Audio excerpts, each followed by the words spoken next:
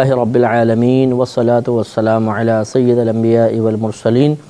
اما بعد فاعوذ باللہ من الشیطان الرجیم بسم اللہ الرحمن الرحیم۔ سورہ توبہ کی تقریباً 118 آیات کی تفسیر مکمل ہو چکی ہے۔ اس سے آگے اللہ تعالیٰ نے ارشاد فرمایا کہ یا ایھا الذین آمنوا اتقوا اللہ وکونوا مع الصادقین،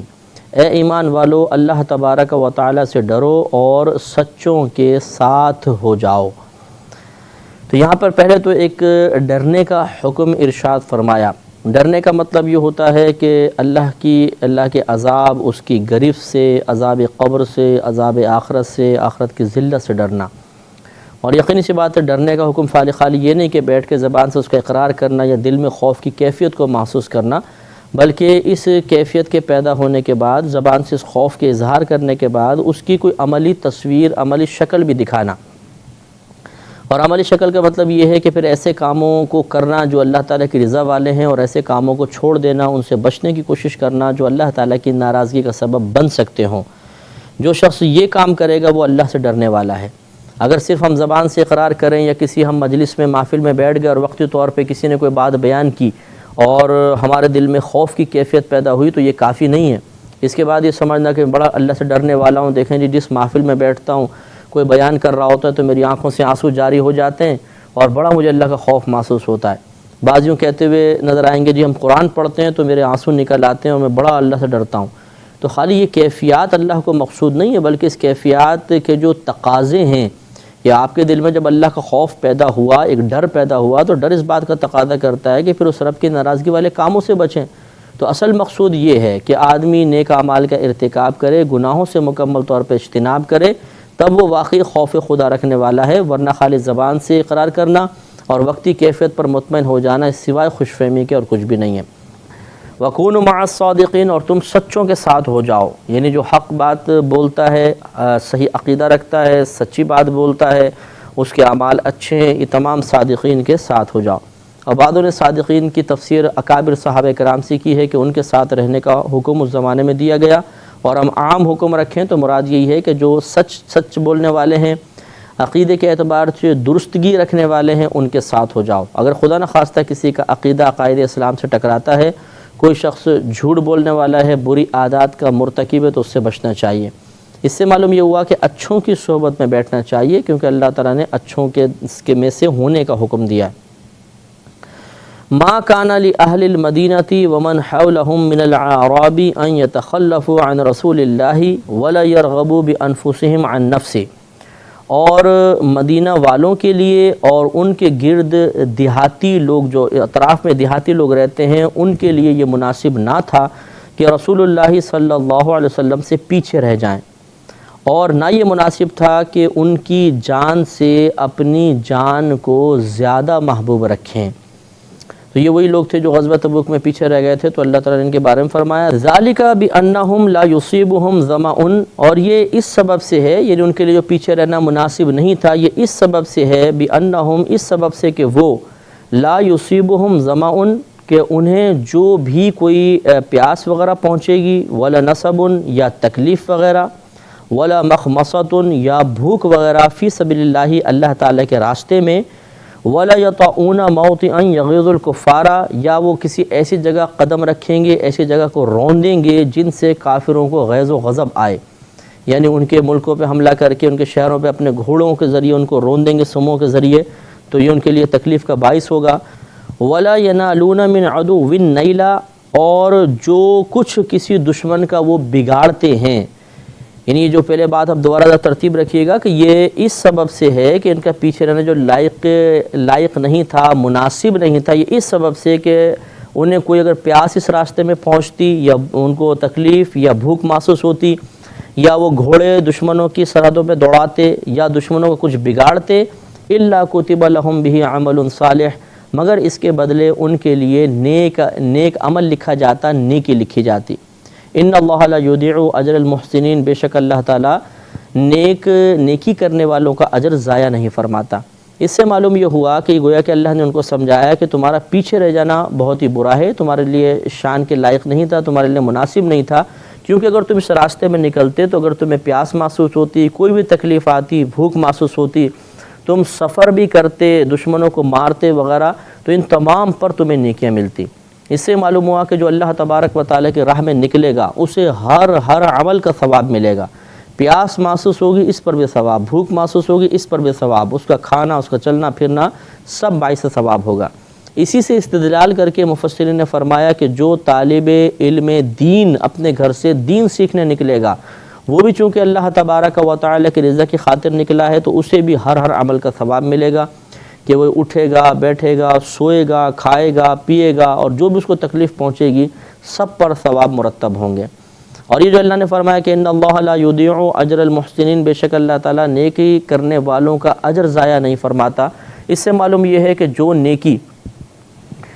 دائرہ شریعت کو ملحوظ رکھ کر کی جائے اور شرعی قیودات کا لحاظ ہو، اس کے علاوہ اس نیکی میں ریاکاری وغیرہ کا دخل نہ ہو، اخلاص کے ساتھ کی جائے، اور نیکی کرنے کے بعد اس کے کارنامے سب کو سنائے نہ جائیں، اور نیکی کرنے کے بعد کسی کو پر اس نیکی کے ذریعے احسان نہ جتایا جائے، اس کو زبان سے تکلیف وغیرہ نہ دی جائے، تو پھر یہ اللہ تبارک و تعالیٰ اس کا اجر ضائع نہیں فرماتا، اس نیکی پر ضرور ثواب مرتب ہوگا۔ وَلَا يُنْفِقُونَ نَفَقَةً صَغِيرَةً وَلَا كَبِيرًا، اور وہ جو بھی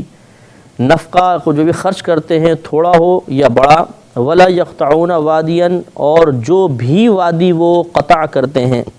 سفر طے کرتے ہیں، إِلَّا كُتِبَ لَهُمْ لِيَجْزِيَهُمُ اللَّهُ أَحْسَنَ مَا كَانُوا يَعْمَلُونَ، مگر لکھ دیا جاتا ہے ان کے لیے یعنی اجر و ثواب، تاکہ اللہ تعالیٰ ان کے سب سے بہتر کاموں کا انہیں صلہ عطا فرمائے۔ تو وہ جو کچھ بھی خرچ کرتے ہیں، چاہے صغیر ہو، چھوٹا ہو، چاہے بڑا ہو، اور جو بھی وعدے طے کرتے ہیں، تو ضرور پھر اللہ تبارک و تعالیٰ ان کے لیے بدلہ مقرر فرما دیتا ہے، ان کو اجر و ثواب عطا فرمائے گا، اس کے بدلے میں جو وہ سب سے اچھا کام کرتے ہیں۔ معلوم یہ ہوا کہ اللہ تعالیٰ کی رضا کی خاطر جہاد کرنا یہ احسن الاعمال میں سے ہے، یعنی تمام اعمال میں سے سب سے بہترین عمل ہے، اور اس پر اللہ تبارک و تعالیٰ باقاعدہ ثواب مرتب فرمائے گا اور اجر ضائع نہیں ہوگا۔ وما كان المؤمنون لينفروا كافة، اور مسلمانوں سے یہ تو نہیں ہو سکتا کہ یہ تمام کے تمام اپنے گھروں سے نکل جائیں۔ فلولا نفر من كل فرقة منهم طائفة ليتفقهوا في الدين وَلِيُنذِرُوا قَوْمَهُمْ إِذَا رَجَعُوا إِلَيْهِمْ لَعَلَّهُمْ يَحْذَرُونَ، تو پھر ایسا کیوں نہیں ہو رہا کہ ان میں سے مسلمانوں میں سے ہر گروہ میں سے ایک جماعت نکلے تاکہ وہ دین کی سمجھ حاصل کرے، اور تاکہ وہ اپنی قوم کو اس وقت ڈرائے جب لوٹ کے اپنے گھروں میں واپس آ جائیں، لَعَلَّهُمْ يَحْذَرُونَ، تاکہ یہ قوم گناہوں وغیرہ سے بچے اور ڈرے۔ تو معلوم یہ ہوا کہ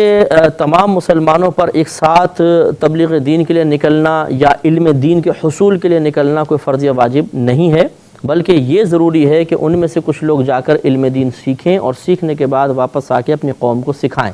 اور ان کے اندر ایسی تاثیر ان کے زمان میں پیدا کر دیتے تھے کہ جب جا کے اپنی قوم کو ڈر سناتے تو سب لوگ اپنے سابقہ دین کو ترک کر کے ایک نئے دین کو اختیار کرنے کی طرف مائل ہو جاتے تھے۔ تو یہ معلوم ہوا کہ اس میں اشارہ اس طرف بھی ہے کہ ہر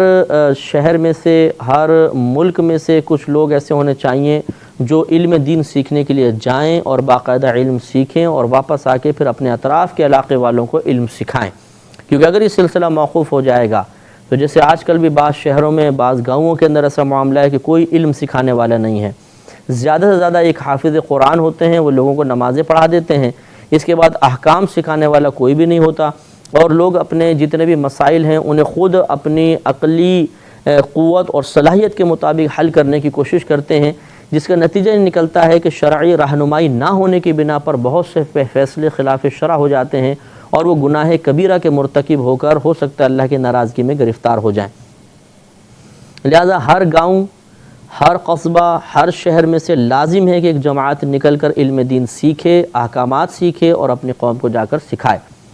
لہذا جو دینی مدارس چل رہے ہیں اور دور دراز سے بچے آ کر ان میں ہاسٹل میں ٹھہرتے ہیں اور علم دین سیکھ کر پھر اپنے علاقوں میں واپس جا کر سکھاتے ہیں، وہ اسی آیت کی ایک عملی شکل ہے، یا اس پر عمل کی ایک عملی شکل ہے۔ ہونا ہی چاہیے کہ کچھ لوگ آئیں اور علم دین سیکھیں، کیونکہ یہ تو یاد رکھیں کہ علم دین کا سیکھنا اتنا کہ جس سے آدمی اپنے عقائد اور اعمال کو بالکل درست کر لے، اور جو باہم معاملات ہوتے ہیں جیسے بیع ہے، اجارہ وغیرہ ہے، اور دیگر نکاح کے مسائل وغیرہ ہیں، ان تمام کو صحیح طریقے سے ادا کر سکے، یہ علم سیکھنا تو ہر ایک کے لیے ضروری ہوتا ہے، جس کو فرض عین کہتے ہیں۔ اور اپنی ضرورت سے زائد سیکھنا کہ دوسروں کی بھی امداد کریں گے، یہ فرض کفایہ ہوتا ہے۔ تو فرض عین بھی سیکھنا چاہیے، یہ تو ہر ایک کے اوپر لازم ہے، اور فرض کفایہ کے لیے یہ حکم ہے کہ اپنے آپ باہر نکلیں اور جا کر کچھ لوگ سیکھیں، اور پھر لوگوں کو آ کر ان کی ضرورت کے مسائل ان کو سکھائیں، یہ لازم ہے۔ اگر ایک شہر میں کوئی بھی عالم نہ ہو، کوئی بھی جماعت نہ نکلے، گاؤں سے نہیں نکلیں گے، تو سب کے سب گناہگار ہوں گے، اس لیے کہ اللہ کے حکم کی نافرمانی ہو جائے گی۔ یا ایھا الذین آمنوا قاتلوا الذین یلونکم من الکفار، اے ایمان والو تم ان کفار سے جہاد کرو جو تم سے ملے ہوئے ہیں، تمہارے قریب ہیں۔ یعنی مراد یہ نہیں کہ دور والوں سے نہیں کرنا ہے، لیکن ابتدا اس طرح کرو کہ پہلے قریب والوں سے، پھر اس سے دور، پھر اس طرح آگے چلتے چلے جاؤ۔ وَلْيَجِدُوا فِيكُمْ غِلْظَةً، اور چاہیے کہ وہ تم میں سختی پائیں۔ یہ بڑی بات ہے کہ کفار کے ساتھ، بد مذہب کے ساتھ نرمی کا معاملہ نہیں ہونا چاہیے، تو اللہ تعالیٰ نے فرمایا اور چاہیے کہ وہ تم میں سختی پائیں۔ سختی کا اظہار کرنا ضروری ہے، کیونکہ نرمی کا اظہار کرو گے تو وہ اپنے آپ کو حق پر سمجھتے رہیں گے، یا ان کے دل میں کوئی خوف پیدا نہیں ہوگا، اسلام کی طرف بھی مائل نہیں ہوں گے، اور نہ مطلب وہ اپنی غلطی کو تسلیم کریں گے۔ اور اگر تم سختی کرو گے تو یہ ڈر اور خوف انہیں یہ احساس دلائے گا کہ ہم غلط ہیں، تبھی ہم پر اتنی سختی ہے، اور پھر ان کے قلوب جو ہیں وہ امن کی تلاش میں اور خطرات سے محفوظ ہونے کی تلاش میں اسلام کی طرف مائل ہوں گے، اور جب اسلام قبول کریں گے تو انشاءاللہ مزید اخلاص حاصل ہوگا اور نیتیں درست ہوتی چلی جائیں گی۔ وَاعْلَمُوا أَنَّ اللَّهَ مَعَ الْمُتَّقِينَ، اور خوب جان لو کہ بے شک اللہ تبارک و تعالیٰ پرہیزگاروں کے ساتھ ہے۔ پرہیزگاروں کے ساتھ ہونے کا مطلب معاذ اللہ کوئی ذاتی اعتبار، جسمانی اعتبار سے نہیں ہے، بلکہ مراد یہ ہے کہ پرہیزگاروں کے ساتھ اس کی خصوصی رحمت ہوتی ہے، وہ ان کے ساتھ خصوصی کرم نوازی والا معاملہ فرماتا ہے۔ لہذا ہمیں بھی کوشش کرنی چاہیے کہ پرہیزگار بنیں، اور اگر پرہیزگار بننے میں ابھی وقت موجود ہے، اتنی ہمت اور صلاحیت نہیں، ہم کوشش تو کر رہے ہوں، تو پھر پرہیزگاروں کی صحبت میں رہیں، اس لیے کہ اللہ کا وعدہ ہے کہ وہ پرہیزگاروں کے ساتھ ہے۔ لہذا ہم خود پرہیزگار بن گئے تو رحمت الہی کی چھاؤں میں ہوں گے، اور اگر خود نہیں بھی بن سکے، ہم پرہیزگاروں کے ساتھ رہیں گے تو ان پر جو اللہ کی رحمت نازل ہو رہی ہیں، اللہ کی رحمت سے بعید ہے کہ اللہ تعالیٰ ان پر تو رحمت اور کرم نوازی فرمائے، اور صحبت میں رہنے والے کو محروم کر دے، تو انشاءاللہ ہمیں بھی بہت کچھ حاصل ہو جائے گا۔ وَإِذَا مَا أُنزِلَتْ سُورَةٌ، اور جب کوئی سورت اترتی ہے، فَمِنْهُمْ مَنْ يَقُولُ، تو ان میں سے کوئی کہنے لگتا ہے کہ أَيُّكُمْ زَادَتْهُ هَذِهِ إِيمَانًا، تم میں سے کس کے ایمان کو ترقی ہوئی ہے۔ تو فَأَمَّا الَّذِينَ آمَنُوا، پھر پس بہرحال وہ جو ایمان لے کر آئے، فَزَادَتْهُمْ إِيمَانًا، تو ان کے ایمان کو اللہ تعالیٰ نے ترقی عطا فرمائی، وَهُمْ يَسْتَبْشِرُونَ، اور وہ خوشیاں منا رہے ہیں۔ تو یہ مطلب منافقین کا طریقہ تھا کہ بھئی اس آیت کے نازل ہونے سے کیا فائدہ ہوا۔ تو مومنین جو تھے ان کو جب کوئی نیا حکم ان کے پاس آتا، کوئی نئی صورت آتی، کوئی آیت آتی، تو وہ خوشی کا اظہار کرتے تھے کہ اللہ تبارک و تعالیٰ نے ہمارے لیے ایک اور کوئی بشارت کی بات نازل فرمائی، کوئی اور حکم نازل فرمایا، جس پر عمل کر کے ہم اللہ تبارک و تعالیٰ کا مزید قرب حاصل کر سکتے ہیں۔ وَأَمَّا الَّذِينَ فِي قُلُوبِهِم مَرَضٌ، اور بہرحال وہ جن کے دلوں میں بیماری ہے، فَزَادَتْهُمْ رِجْسًا إِلَىٰ رِجْسِهِمْ وَمَاتُوا وَهُمْ كَافِرُونَ، تو انہیں اللہ تبارک و تعالیٰ نے ان کی گندگی پر گندگی بڑھا دی، یعنی ایک تو پہلے ہی نفاق اور کفر کی گندگی میں تھے، اور پھر جب ہدایت قبول نہیں کی تو اللہ تبارک و تعالیٰ نے انہیں اور اس میں پختہ فرما دیا، وَمَاتُوا وَهُمْ كَافِرُونَ، اور وہ پھر اس حالت میں مر گئے کہ وہ کافر تھے، کفر کی حالت میں ان کا انتقال ہو گیا۔ اولا یرون انہم یفتنون فی کل عام مرۃ او مرتین، تو کیا انہیں یہ بات نظر نہیں آتی، کیا وہ اس بات کو نہیں دیکھتے کہ ہر سال ایک یا دو بار انہیں آزمائش میں مبتلا کیا جاتا ہے، یعنی قحط سالی کبھی ہو جاتی ہے، بارشیں رک جاتی ہیں، غلے تباہ ہو جاتے ہیں، ناگہانی آفات آتی ہیں، تو ان سے انہیں درس حاصل کرنا چاہیے۔ ثم لا یتوبون، پھر نہ تو وہ توبہ کرتے ہیں، ولا ہم یذکرون، اور نہ ہی وہ نصیحت تسلیم کرتے ہیں۔ اس سے یہ معلوم ہوا کہ اللہ تعالیٰ کی طرف سے اگر کوئی مصیبت یا ناگہانی آفت آئے تو اس سے ضرور نصیحت حاصل کرنی چاہیے، درس حاصل کرنا چاہیے، اور اپنے اعمال کی اصلاح کی کوشش کرنی چاہیے۔ اگر اللہ تعالیٰ کی طرف سے کوئی ناگہانی آفت، کوئی مصیبت اور پریشانی ہماری طرف متوجہ ہو اور اس کے باوجود پھر ہمارے روٹین میں کوئی تبدیلی نہ آئے، ہمارے گناہوں کے اندر کوئی تبدیلی اور کمی نہ پیدا ہو، تو اس کا مطلب ہے کہ پھر ہم میں منافقین کی عادت سرایت کر گئی ہے۔ جیسے کہ یہ ارتھکوئک ہوا، ابھی ہمارے زلزلہ ملک پاکستان میں آیا، کثیر لوگ، سینکڑوں کی تعداد میں لوگ ہلاک ہو گئے،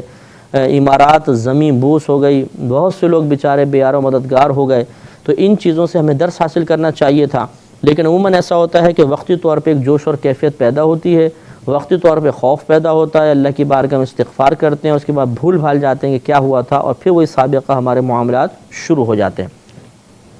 یہ مناسب طریقہ نہیں ہے، بلکہ یہ کفار اور منافقین کا طریقہ تھا۔ وَإِذَا مَا أُنزِلَتْ سُورَةٌ، اور جب کوئی صورت نازل ہوتی ہے، نَظَرَ بَعْضُهُمْ إِلَى بَعْضٍ، تو ان میں سے ایک دوسرے کو دیکھنے لگتا ہے، یعنی تنزیہ طور پر، مذاق کے طور پر۔ هَلْ يَرَاكُمْ مِنْ أَحَدٍ ثُمَّ انصَرَفُوا، کہ کوئی تمہیں دیکھتا تو نہیں، پھر وہ پلٹ جاتے ہیں۔ یعنی مطلب وہ جب کوئی آیت نازل ہوتی ہے تو گھبراتے ہیں کہ کہیں ہمارے لیے تو کوئی حکم نازل نہیں ہو گیا، اور جب ایسا نہیں ہوتا تو پھر وہ اپنے کفر اور نفاق میں مضبوط ہو جاتے ہیں۔ صرف اللہ قلوبہم بانہم قوم لا یفقہون، اللہ تبارک و تعالیٰ نے ان کے دل پلٹ دیے کہ وہ اس وجہ سے کہ وہ نا سمجھ لوگ ہیں۔ تو معلوم یہ ہوا کہ یہ کم علم لوگ تھے، جاہل قسم کے لوگ تھے منافقین، تو جب کوئی آیت نازل ہوتی وقتی طور پہ خوف میں مبتلا ہوتے کہ ہمارے بارے میں کوئی حکم تو نہیں آ گیا، اور جب نہیں آتا تو پھر وہ پھر جاتے تھے اور پھر انہی گناہوں کا ارتکاب اور نفاق میں زیادتی کے مرتکب ہوتے تھے۔ یہ ان کی بے وقوفی تھی کہ جو عذابات اللہ کی طرف سے آ رہے تھے، یا فتنے یا آزمائشیں متوجہ ہو رہی تھیں، ان سے عبرت حاصل کرنی چاہیے تھی کہ اس طرح ہمارے اچانک گرفت بھی ہو سکتی ہے۔ لیکن جب اللہ تعالیٰ کی ڈھیل دینے کی عادت کریمہ ان کے سامنے ہوتی، پیش نظر ہوتی، تو یہ اپنے گناہوں پر دلیر ہو جاتے تھے۔ تو یہ اللہ تعالیٰ نے اس کو جہالت قرار دیا کہ ایک ایسی قوم ہے جو عقل ہی نہیں رکھتی، یہ سمجھتے نہیں ہیں۔ معلوم یہ ہوا کہ اللہ کی طرف سے آنے والی آفات سے عبرت حاصل نہ کرنا، اور اگر اللہ تعالیٰ گرفت نہ فرمائے تو معاذ اللہ اسے اللہ کا کرم تصور کرنا، جیسے کہ فراڈ کرنے والے اور رشوت اور سود لینے والے بعض اوقات کہہ دیا کرتے ہیں کہ اللہ کی کرم نوازی آج تک کبھی نہیں پکڑے گئے۔ تو یہ کہنا جو ہے یہ ایک کم فہم شخص کا قول ہو سکتا ہے،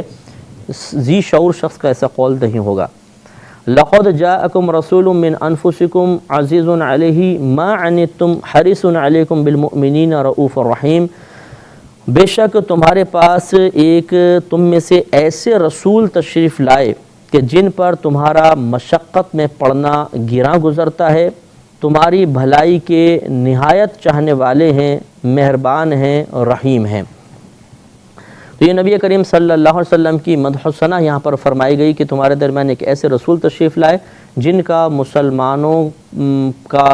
پر مسلمانوں کے مشقت میں پڑنے کا عمل جو ہے وہ بہت ہی گراں گزرتا ہے، یعنی بہت ہی مہربان ہے، نہیں چاہتے کہ مسلمان کسی مشقت میں مبتلا ہوں۔ یہ ہمارے نبی کریم صلی اللہ علیہ وسلم کا ایک وسیلہ ہے، آپ کو اللہ تعالیٰ نے ایک ذریعہ بنایا کہ ہم پر وہ سخت احکام آسان کر دیے گئے جو پچھلی قوموں پر بہت سختی کے ساتھ تھے۔ انشاءاللہ اس پر ہم مزید کلام کریں گے اپنے اگلے پروگرام میں۔ وآخر دعوانا ان الحمدللہ رب العالمین۔